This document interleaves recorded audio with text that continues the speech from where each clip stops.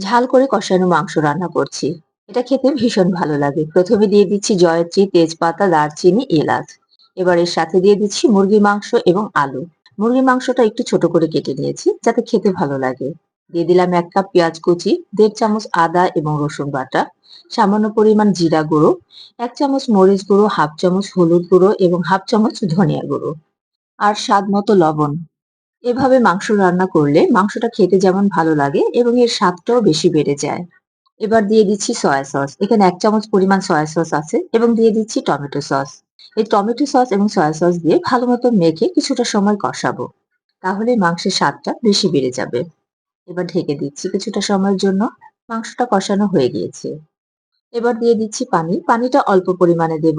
মাংসটা ছোট, ছোট করে পিস করা আছে তাই দ্রুতই কুক হয়ে যাবে। আর এখানে খুব বেশি ঝোল রাখবো না, অল্প করে ঝোল রাখবো, মাখা, মাখা হবে তরকারিটা। তাহলে খেতে ভালো লাগবে। আমার এই চ্যানেলটা যারা এখনো সাবস্ক্রাইব করেননি, সাবস্ক্রাইব করে ফেলুন। যাতে করে নতুন কোনো কিছু তৈরি করলে আপনাদের কাছে অতি সহজেই চলে যায়। এবং বেশি, বেশি কমেন্ট করুন, শেয়ার করুন। রান্নাটা দেখতে যতটা সুন্দর হয়েছে, খেতেও তেমনই মজাদার। রান্নাটা ভালো লাগলে লাইক দিবেন এবং কমেন্ট করে জানাবেন কেমন হলো। আল্লাহ হাফেজ।